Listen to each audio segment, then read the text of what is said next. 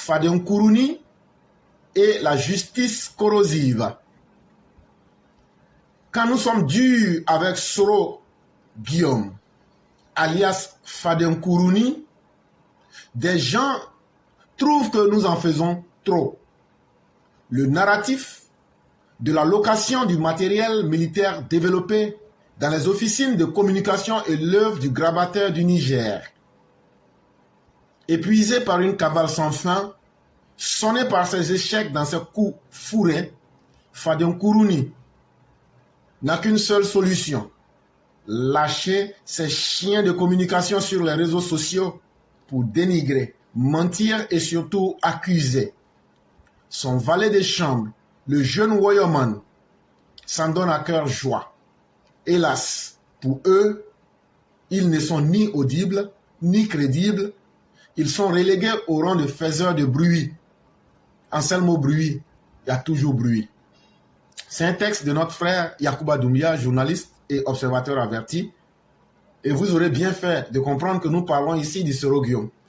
Il n'y a pas longtemps, nous dit-on, le Boudignam demandait à rentrer en contact avec le président Ouattara et il imposait même une feuille de route au président Ouattara. Et pour ceux qui ne savent pas, on peut le dire maintenant, comment il a fait pour avoir le numéro du président de la République? C'est Blaise Compaoré, c'est comme vous disait là, l'appel qu'il a eu à faire au président Alassane Ouattara là. Pour donner quelques détails rapidement, je crois que c'était en fin mars 2000, début mars 2024. C'est Blaise qui a pris le soin sur lui quand il a été approché par Soul to Soul de créer le contact pour que Soro Guillaume puisse parler directement avec le chef de l'État. Et c'est Blaise Compaoré qui a donné le numéro du président Alassane Ouattara à Soul to Soul et ce dernier a remis le numéro du président Alassane Ouattara à Soro Guillaume et puis Soro Guillaume a appelé. C'est comme ça que ça s'est passé. Et donc, quand il a appelé, toujours dans sa méthode de lâche, il a joué les doux. Comme quoi on le dit, pour avoir du foin, il faut feindre, il faut faire semblant d'être l'âne. Il a pensé qu'il avait affaire à un vieux sénile. Soro, j'utilise tes propres mots. Hein. Tu as pensé que Alassane Ouattara, là, c'est un vieux, il est malade dans la tête. Toi, tu vas le tromper. Quand vous avez parlé, là, qui posait des questions? Et qui répondait? Et puis, quand il te posait les questions, là, tu as bien demandé, tu es où? Tu tournais en rond. Le vieux gars de calcul de sénile, là, il est là, il te regarde, il te voit courir dans ton sac de piment. Quand il t'a dit, il faut aller au Togo, là, tu dis, tu ne vas pas là-bas. Tu as un autre plan. Il n'y a pas de problème. Toi, tu as insulté un vieux. Tu l'as traité de tout. Ah, maintenant que toi, tu as essayé tous tes coups fourrés. Tu as fait tout ce que tu pouvais faire. Ta cavale, là, tu es épuisé comme un chien en fin de vie. Tu es sonné par des échecs de tes coups fourrés. Maintenant, tu te lèves. Tu fais semblant en pensant que la sénilité du vieux, tu vas exploiter cela pour avoir raison de lui. Mais sache que tu lui as permis de comprendre que tu n'es vraiment pas un individu sérieux. Sache que tu lui as permis de comprendre que tu ne changeras jamais. Et on dit que tout change, sauf les imbéciles. Ce n'est plus à moi de te faire la conclusion. C'est un syllogisme avec un seul axe. Donc là, la conclusion, elle se fait naturellement. Mais pendant tout ce temps, tu as encouragé tes chiens de guerre à attaquer sous tout le front, à dénigrer de toutes les manières. Et la dernière que tu as fait à travers Kadé, ton valet de chambre, celui qui est là qui fait beaucoup de bruit, tu n'as même pas le courage de t'assumer. Tu les envoies et puis maintenant, tu les payes cher pour faire ça.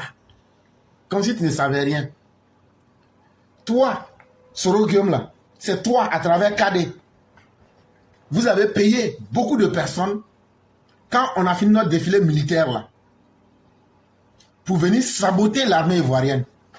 Ah non, les plaques que vous voyez là, regardez, hein, ce ne sont pas des véhicules ivoiriens. C'est comme ça, c'est faux. Mais pourtant, nous tous, on a vu ces images-là. Pourtant, ce que tu dis n'est pas vrai. Et je vais te donner 2 ou 3 exemples. Les mercenaires que vous engagez à grands frais pour falsifier le réel et puis pour manipuler les consciences là.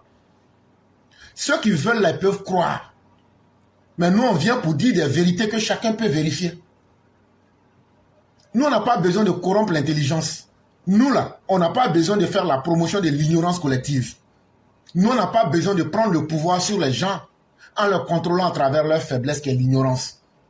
Nous, là, on met la vérité. Comme de la manière Alassane Ouattara met le travail devant tout le monde, là. Tu peux l'aimer comme tu peux ne pas l'aimer, là. Tu vas circuler sur son goudron. Tu vas mettre ton enfant dans ses universités. Et ça, quand on va demander là, qui a construit là, ça ne va pas te plaire, mais tu vas dire, c'est Alassane Ouattara. Et ça, là, ça sonne plus dans la conscience que le verbiage creux. Selon, je vais te dire une chose, il faut bien m'écouter. Le pouvoir, là, ceux qui ont le pouvoir, là, ce n'est pas une question de force brutale. Ce n'est pas une question de dire, comme c'est moi, je suis en haut de tout le monde, là, je suis puissant. C'est faux.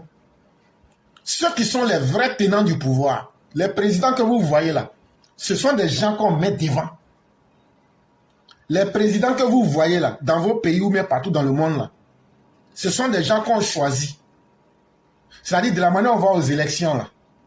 Avant les élections là, il y a d'autres pouvoirs, c'est eux qui décident, bon, toi tu vas être là pour représenter tel groupe. Et puis maintenant on dit, bon, la masse maintenant allez voter. Le monde là est bien structuré. Le pouvoir là, le pouvoir véritable là, c'est sur les perceptions et puis sur les stratégies. Et non, en pensant que comme j'ai la force brutale, donc là, j'ai le pouvoir. Ou bien comme j'ai une position hiérarchique au-dessus des autres, j'ai le pouvoir. C'est une version trop basse de comprendre la réalité. Le matériel militaire que la Côte d'Ivoire a n'a rien à voir avec Takuba. C'est ça. Quand vous avez préparé votre mensonge là, vous dites non, c'est le matériel militaire de Takuba qui a été emmagasiné à Cotonou, à Abidjan. C'est ça on a pris pour défiler avec. Mais je vais te donner 3 exemples. Et ça, pour que les uns et les autres comprennent de quoi nous sommes en train de parler. Tout le monde a vu les Chinois qui sont même venus honorer de leur présence notre fête d'indépendance. Et il y a beaucoup du matériel militaire que vous avez vu là. C'est du matériel chinois. Donc, est-ce que ce matériel chinois là, c'était avec l'opération Takuba? Donc vous voyez que votre mensonge ne tient pas. Deuxième mensonge, quand vous dites que ce sont des matériels des Français dans l'opération Takuba, qu'on est parti prendre, emprunter pour venir montrer au monde là. Les Sukhoi 25 là, on a montré quelques-uns, 4 ou je ne sais plus le nom là. C'est quel pays qui fabrique les Sukhoi? C'est la Russie. Voilà, ça. Donc là, si ce que tu dis est vrai là, c'est qu'on allait louer aussi les Sukhoi 25 là, avec la Russie aussi. Bon, les drones que vous avez vus là, les drones là, ce qu'on vous a montré là, ce sont des drones américains. C'est qu'on allait aussi louer avec les Américains. Maintenant là, le dernier argumentaire que je vais te donner, pourquoi toi et puis tes amis là, de l'AES là, allez en Russie et puis dites-leur, donnez-nous vos armements, on va venir faire comme pour la Côte d'Ivoire, on va louer ça, et puis maintenant après on va vous retourner. 1, vous n'avez même pas l'argent pour louer. 2, ils n'ont même pas confiance en vous. À la réalité là, ce n'est pas parce que tu es le dernier de la classe qu'il faut aller frapper le maître. Ce n'est pas parce que tu es le dernier de la classe qu'il faut aller mentir sur le premier de la classe pour dire qu'il n'étudie pas et que c'est par complaisance qu'on lui a donné la note. Il faut se mettre simplement au travail. Il faut être un peu intelligent. C'est ce que je vais vous dire là. Supposons même que la Côte d'Ivoire a loué ces matériels-là. Mais j'ai dit, est-ce qu'on peut donner son matériel à quelqu'un à qui on n'a pas confiance? Est-ce que tu peux donner ton dernier kata à quelqu'un à qui tu n'as pas confiance? Mais ça veut dire encore qu'Alassane Ouattara inspire confiance. Ça veut dire qu'Alassane Ouattara est un individu crédible. Lui, on lui donne l'argent, on lui donne les drones américains, on lui donne les Sukhoi 25 russes, on lui donne le matériel chinois, et puis maintenant, tout le monde est tranquille. Maintenant, vous-même là, allez prendre aussi les armements russes là, et puis venez avec ça. Même une minute de location, ils ne vont pas accepter. Donc voilà la grande différence.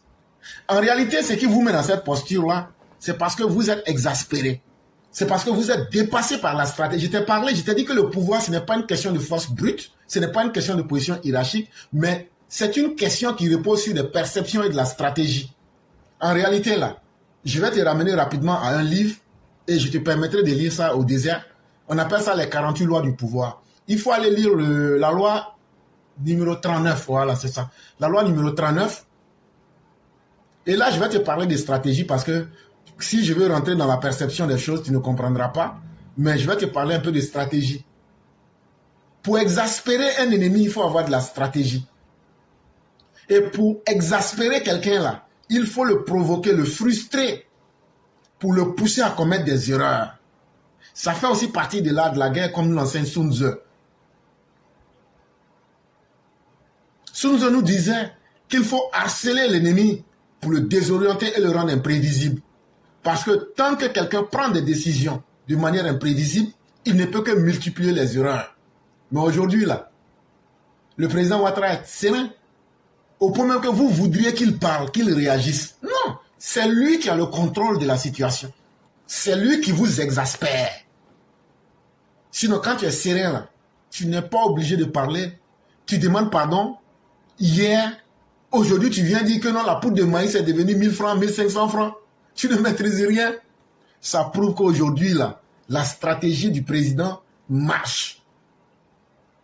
La stratégie du président arrive à vous provoquer, à vous frustrer et à vous faire pousser à aller d'erreur en erreur et à vous faire poser des actes imprévisibles, ce qui finit par vous discréditer davantage et ce qui finit par rendre le président plus fort.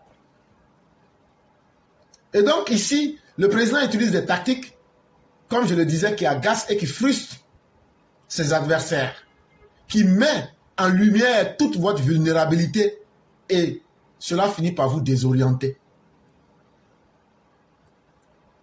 Au moment où vous êtes concentré sur les petits problèmes, les problèmes sans importance, mais si on a loué les matériels là, venez maintenant nous attaquer. On a tourné pour donner des exemples à ceux qui veulent comprendre.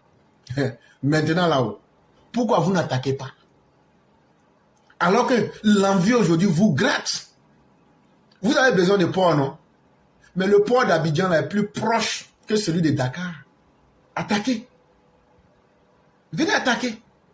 Mais au lieu de se concentrer sur des problèmes réels, vous êtes tellement désorganisé, vous êtes tellement désorienté, vous êtes tellement accablé que c'est sur des problèmes inutiles, des problèmes mineurs que vous vous basez pour essayer de détourner les objectifs des gens sérieux. Mais sachez que celui qui est serein comme le président Ouattara, là, qui avance avec sa stratégie, là, n'a pas besoin d'être dans l'improvisation.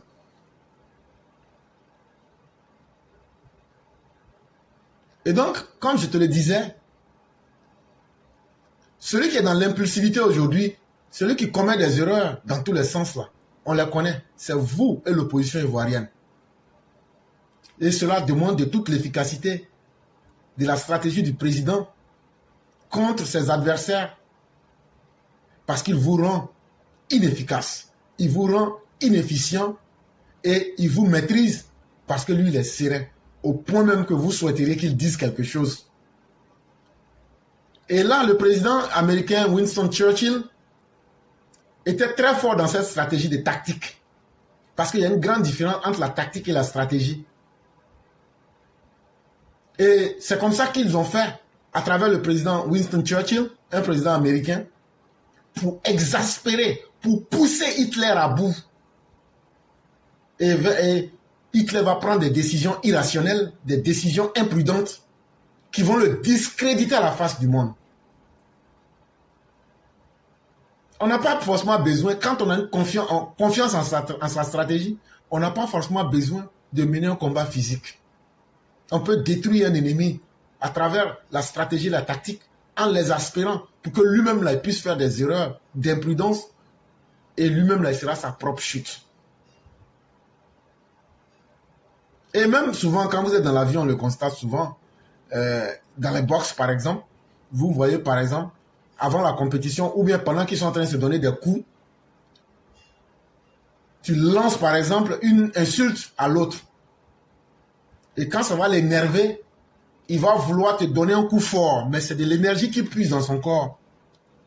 Et en faisant ça, vous arrivez à les déstabiliser. Et vous l'amenez à commettre des erreurs. Et donc, en conclusion, il faut reconnaître que Alassane Ouattara demeure. Pardon, vous avez raison, cher aîné. Winston Churchill, c'était le premier ministre britannique. C'est vrai. Oui, Winston Churchill, c'était le premier ministre britannique. Voilà. Et vraiment, merci beaucoup. Merci infiniment. C'est ça aussi, vraiment, la beauté de la classe éclaireur pour vérité. Dès qu'il y a un trou, on trouve des gens qui viennent corriger. Merci beaucoup, cher aîné. Et donc, pour me résumer, chers Ivoiriens, soyez sereins. De la même manière que nous sommes tranquilles aujourd'hui, que notre armée aujourd'hui a dépassé tous les standards auxquels les ennemis ne s'attendaient pas. Aujourd'hui, ils sont dans le désarroi.